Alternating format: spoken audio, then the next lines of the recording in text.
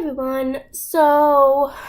I kind of wanted to just kind of talk about, I've mentioned numerous times that, like, I've been in sports a lot, and I just kind of wanted to give, like, an overview of all the sports that I've been in, and then, I can then do, like, if some of you guys have been in those sports, or,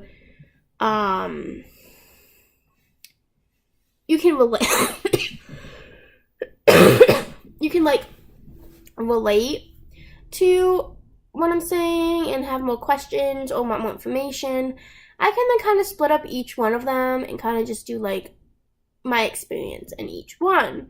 But just, like, this video is just going to be, like, a general overview of all the sports I've done. I will probably do videos on one particular sport because I kind of feel like it isn't, I mean, it's known, but it's not as known as other sports that I've done, and I kind of want to do videos on it. And I mean, I'm not doing it anymore, but it's still part of my life, and I still want it to be part of my life. And so doing videos on it and sharing those stories with you will really help when I'm feeling down about not doing it anymore. So I guess I could say that the first sport that I've ever done in my entire life was gymnastics. I was a kid that loved climbing on things, and it's kind of crazy as a child, and my mom, like, kind of, like, was like, what can I get her into that would teach her, because I would do crazy things, and then I'd fall and get hurt, and she didn't want that to happen, and so she tried to look up what she could do, like, not really look up, because I guess it wasn't really popular back then, but she figured out a way, and she found out, like, gymnastics was kind of a way to go. And so when I was, like, 3 or, like, 2.5, I actually started gymnastics, and that I did gymnastics from age 2.5 to, like, 10, no, like, maybe, like, 7 or 8, and then somewhere in there, I then stopped and started doing power tumbling, which took out, balance beam, and bars, and vault. It was more of, like, just, like, what you would do on the floor. And so I did that for a couple of years. But at the same time, when I was, like, maybe, like, 6 or 7, a friend of mine was like, I'm going to do ice skating. And so I was still in gymnastics, but I was like, hey, I'll do ice skating classes with you. And so we did those ice skating classes, and I really liked ice skating. But I did it because my friend was going, and I was already involved in a sport. And so when my friend quit ice skating, I was like, okay, I'm done. So I only did ice skating for, like, a couple of years.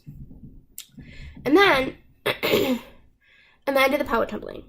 Well, at the age of 5, on top of all of that, I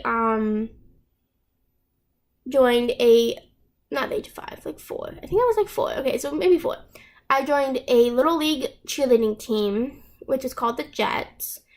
And I did that from, like, 4 until 8th grade. So I was, like, 13 when I ended doing it. And I only had, like, a couple of years left until I couldn't do it anymore. But I knew it was time to quit. So I stopped power tumbling probably, like, when I was, like, 10 or 11, I would say. When I got into junior high, I then picked up dance. And I did a jazz and hip-hop class on Saturdays. And then I did, like, it's called Radio Disney Dance Team. And I did that every Tuesday night. And that was, like, for Radio Disney concerts and things like Radio Disney hosts. We would be called in the dancers, and we would help and assist them. And then we would also dance. And so I did that in 7th, 8th, and 9th grade. I did forget to mention one thing that I did in 6th grade. So I was, like, 11 when I quit doing, like, gymnastics and power tumbling, those kind of things. And so in 6th grade, I decided I wanted to act one day, and my mom was like, sure, fine, we'll make this happen. And so she found an acting school, and so I went, and they had a deal going on. I could take modeling and acting, and it'd be cheaper, and so my mom was like, yep, we'll do that option.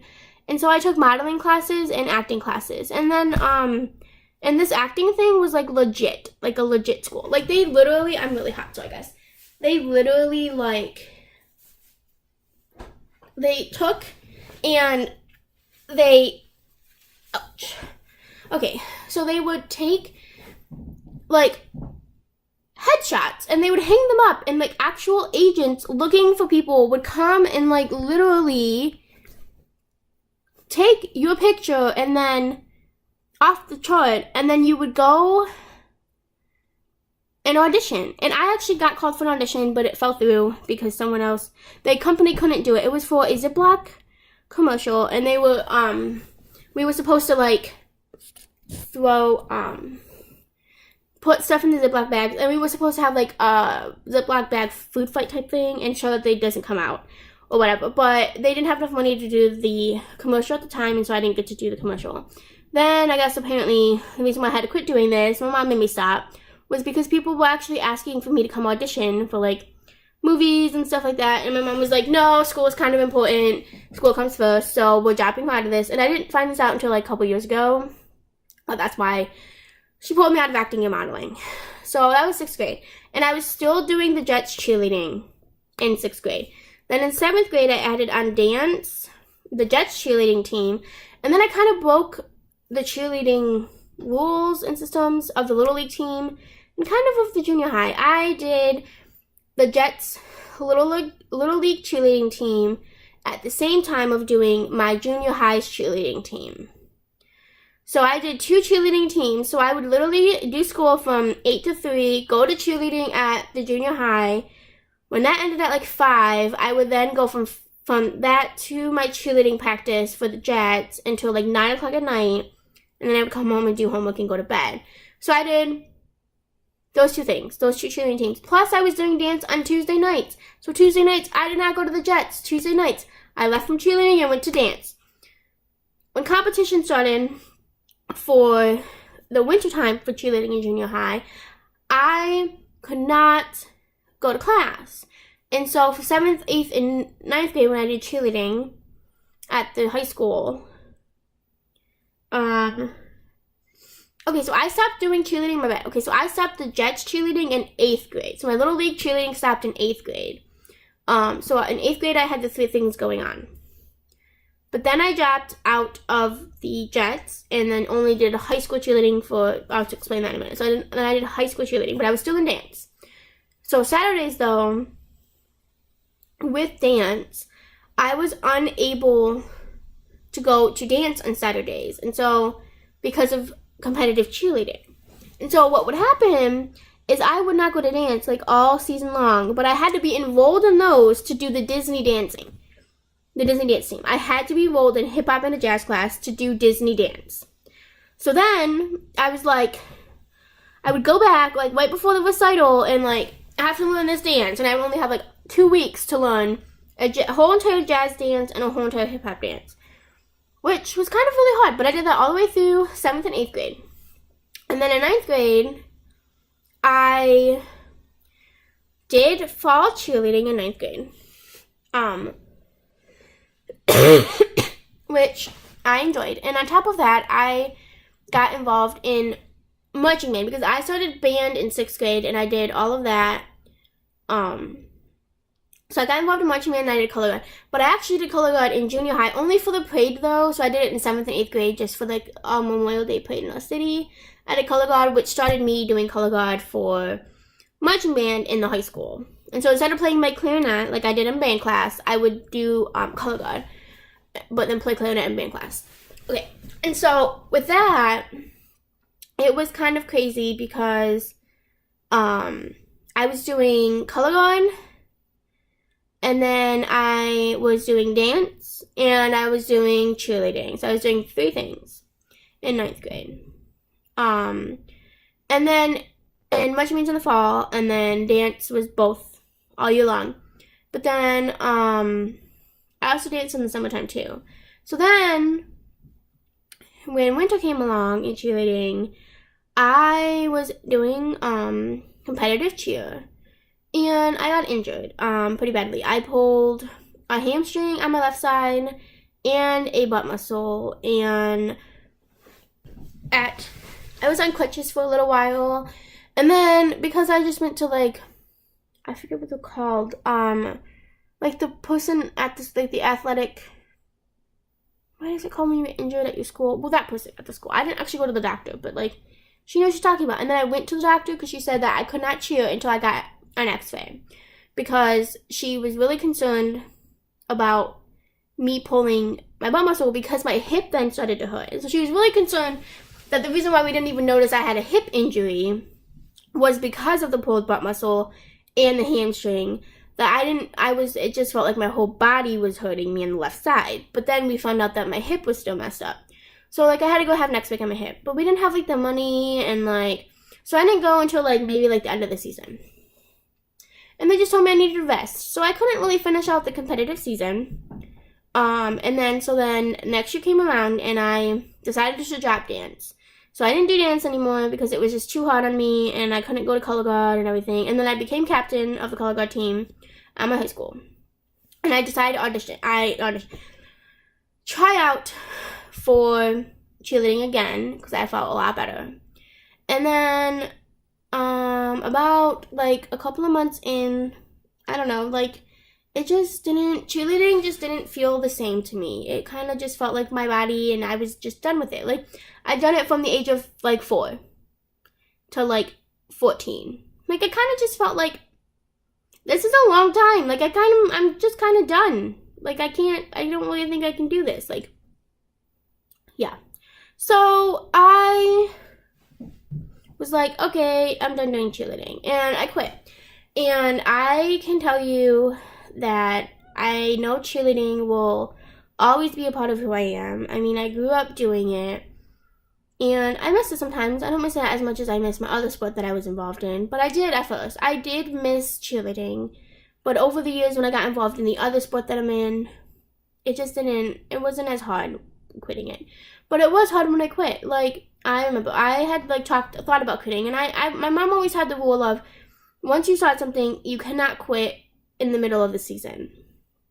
And literally, you can tell that it was meant to happen because I was so unhappy being in cheerleading that year that my mom actually let me break that code that we had set up when I was a child. And she let me quit. And I remember sitting in the hallway and I bought my uniform back and my coach came up and she just said, "Is it true?" Because the rumors had gotten around. And I was like, yeah, like I need to quit. And as I handed her like my cheerleading outfit and everything, I literally like my uniform burst into tears. Like I was like crying so much. It was like not even funny. Like I was bawling my eyes out and I was walking away and it literally felt like I like left a piece of me. It literally did. It was an experience that I will never ever forget because it was so horrible. Okay. So then I just did Marching Man.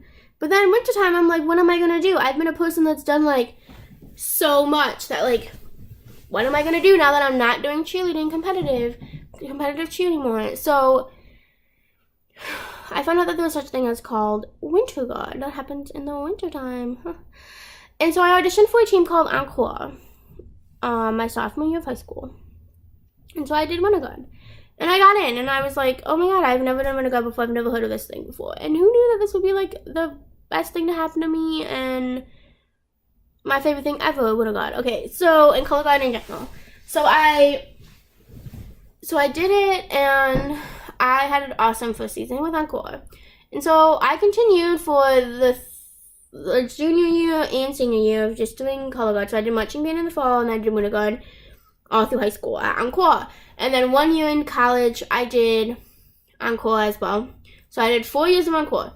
And then there was 2 levels of Encore I had. I'm not going to go into too much details, but I will. There's 2 levels, and Encore was an independent. So you could have people from other locations come to your group. It wasn't just like restricted to like your school.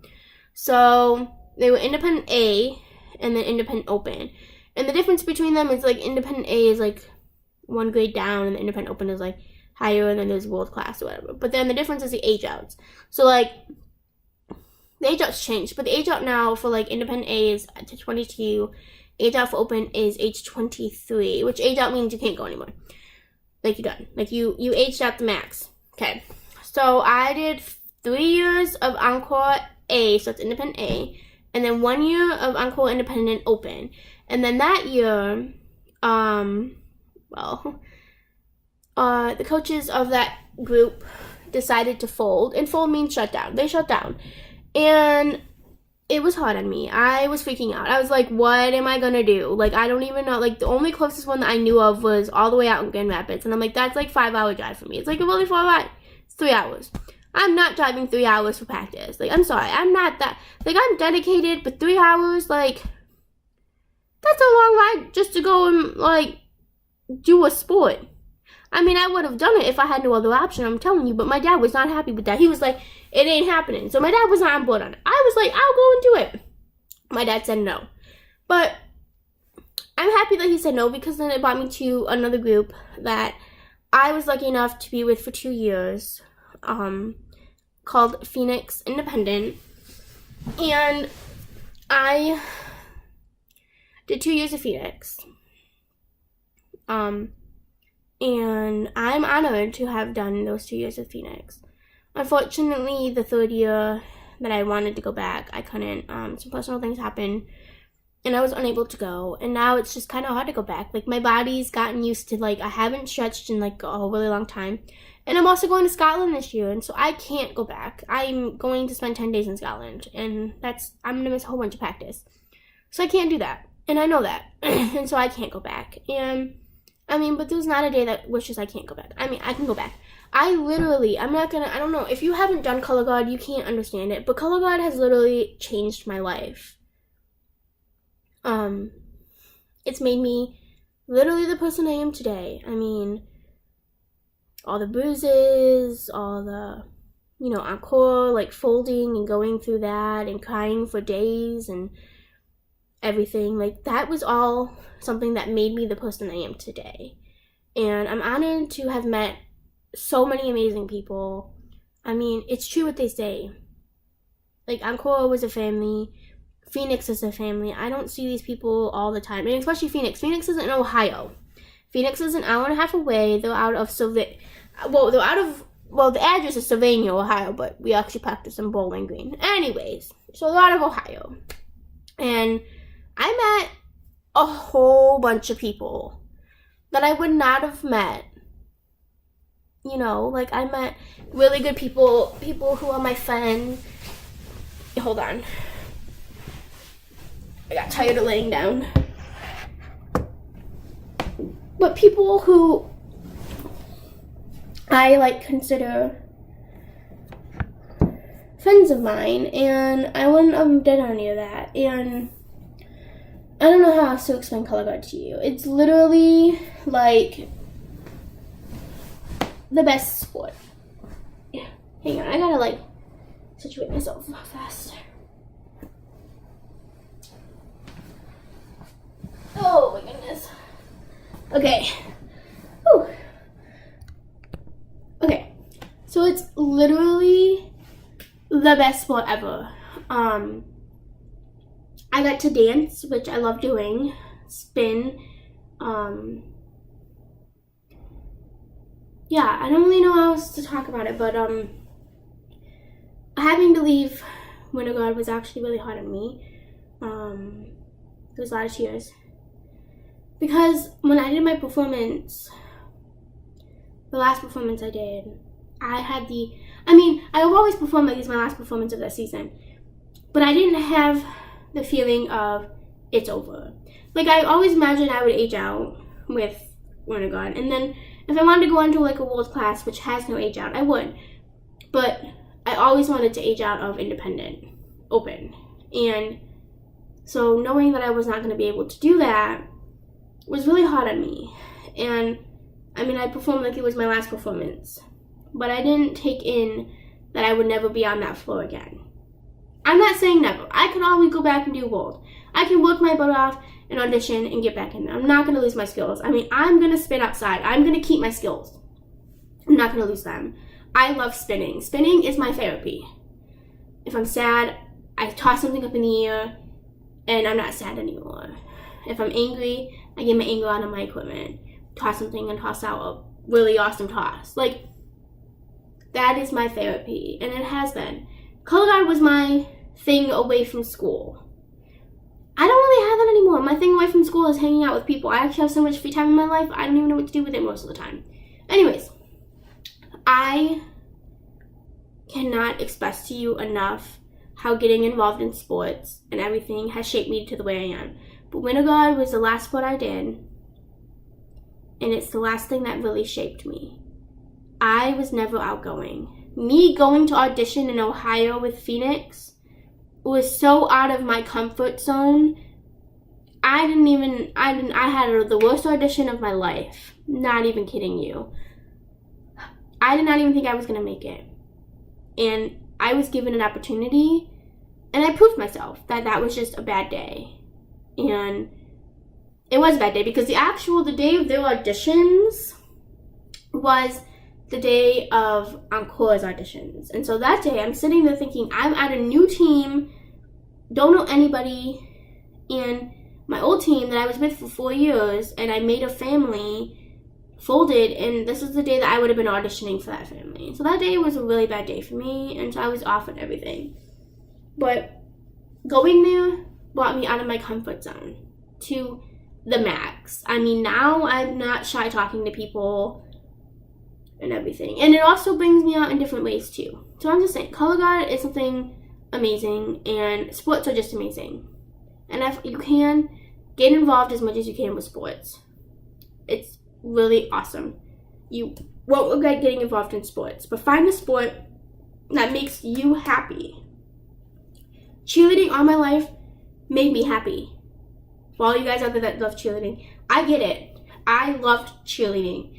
But I had done it for so long that I could still do it. I could still go out and cheer. I could still do all that kind of stuff. But that it felt like I need to move on to something new. And that's why I did it. So now, obviously I have a question of the day because that's what we do here. Okay, so the question of the day is, what is your favorite sport? Either watching, you do the sport, or whatever. Just what is your favorite sport? My favorite sport is Color Guard. I love Color Guard for me doing Color Guard. I love it. It's like awesome. I love watching it. It's beautiful too. My favorite sport is Color Guard, and I mean I've done a lot of sports, but the top favorite sport of mine is Color Guard. I love the rest of them I've done. Don't get me wrong, but Color Guard is my favorite. So now, answer down below the question of the day, which is, what is your favorite sport to either watch or participate in? Secondly, please like our channel. Like this video. And thirdly, please subscribe to the Double Trouble Life to join us on our journey, which is going to be amazing. And with that, I say have a wonderful day, night, whatever, and enjoy life. And see you later.